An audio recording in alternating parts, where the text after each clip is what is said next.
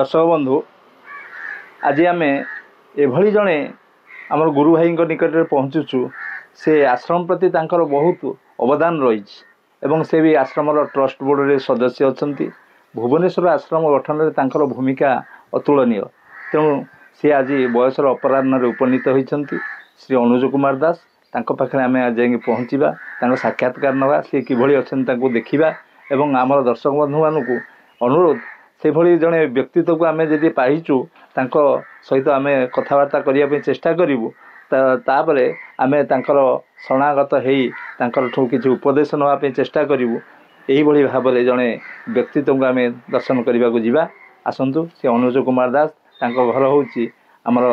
बाणी विहार पछपट लक्ष्मी विहार रे से निजस्व एक प्लट किणिक घर कर सपरिवार रोचंती दुई पुओ एवं गोटे झील अच्छा यही भाव में जड़े आम परिवार को आम दर्शन करने को जाऊे से ही अनुज कुमार दास देखु कि सुंदर परिवेश रे घर टी निर्माण कर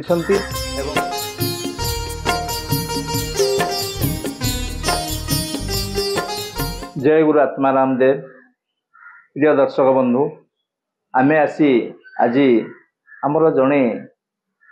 जटाधारी आश्रम वरिष्ठ शिष्य श्री अनुज कुमार दास को घरे उपस्थित अच्छु सी आम पाखे बसी से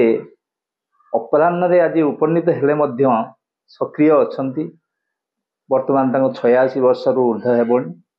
तेणु आश्रम सहित ओतप्रोत भाव में जड़ित गुरु जे अमूल्य निधि गुरु करुणा बारिधि गुरु जे अमूल्य निधि गुरु नामे बूटी खाई हटाओ तो भव व्याधि गुरु जे अमूल्य निधि। हाँ से प्रकृत में गुरु कौन से जानी थे बाबा से परम शिष्य थिले एवं आश्रम एबे ट्रस्ट बोर्ड से सदस्य अच्छा एवं आमर जो भुवनेश्वर आश्रम अच्छी भुवनेश्वर जयदेव विहार जो अच्छी श्रीधामेश्वर मंदिर अच्छी तार सी परिचालक और संपादक भी अच्छा तेणु यही जड़े पुण्यात्मा व्यक्तित्व को आम आश्रम पाई गर्व अनुभव करे एवं सी जड़े कर्मठ से सदाबले कर्म को ही सर्वस्व मनती से ठाकुर पूजा पद्धति जी निपुणता न थाए किंतु ठाकुर सेवा कर्म से सदाबले निजक नियोजित करती बाबा जो था पाखे पाखे से सदाबले रहीकि ठाकुर कौन आवश्यकता अच्छी से पचारती और से भाव में कार्य कर जाती आज आम से जड़े गुरु भाई को पाइछु एवं आज पचारा से वर्तमान यही अवस्था से सक्रिय बसी शुणुंट आखिर धारा धारा अश्रु बोही जाऊँगी से बर्तमान कही पारना जो कही पारना आज आम न कही पारे साक्षात्कार नौचु कहीं ये जड़े महान व्यक्तित्व को आम सदाबले आम निकट में पाइबा केमती से चिंताधारा आम रखीचे हौ जहा हूँ से तो बर्तमान कर्ममय जीवन बर्तमान अपराह्न आउ बर्तमान सी शଯ୍ୟାଶାୟୀ बर्तमान अच्छा विषय चलाबुला करना तेणु से अनुज कुमार दास जे आम आश्रम जड़े वरिष्ठ शिष्य एवं कर्मवीर सी हनुमान परिका कर्मवीर सी से जमी हनुमान राम कथा शुणी हनुमान जो लंका को प्रदान लंक प्रदान करते ये जड़े कर्मवीर एवं ठाकुर सेवार सदाबले था ठाकुर सदाबले निज जीवन को उत्सर्ग कर कार्यपी आम नमस्कार जनाऊँ बर्तमान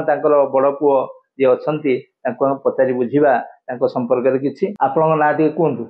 सिद्धार्थ शंकर दास आपण अनुजाकर बड़ पुओ अच्छा आपण बापा कौन ए देह पा कौन अच्छी कौन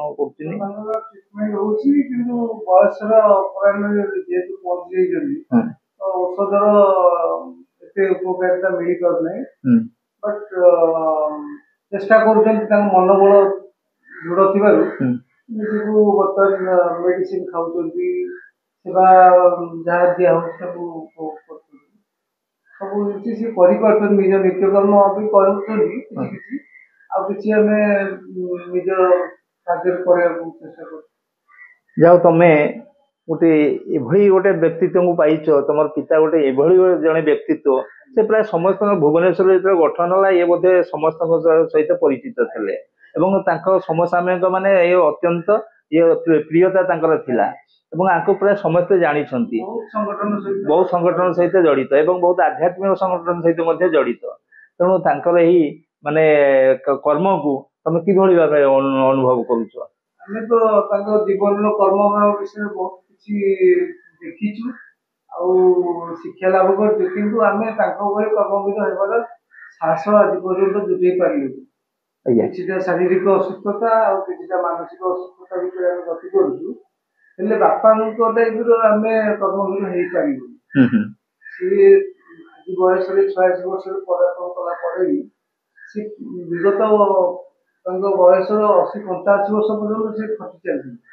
85 वर्ष पर्यंत से खटुथिले खटु घर पई बाहर पई संगठन पई खटी चलथि आमे सेति गर्वित जे आम बापा 85 वर्ष पर्यंत लोक साहाय्य सहानुभूति काम में सहयोग करछथि कौन संगठन काम में साहाय्य करछथि। अच्छा बापा तो बहुत समय आश्रम को जाती एवं रिटायरमेंट पर भी आश्रम को जाइछंती वर्ष वर्ष धरि रहिछंती अपन तो कोविड पीरियड बापा सेठी रहउथिले मध्ये कोविड पीरियड सेठी रहिकि आश्रम सेवा भी करूथले। अच्छा जेतरा आश्रम रहउछि संपूर्ण बड़ यज्ञ गोटे विराट यज्ञ हुए विश्व शांति महायज्ञ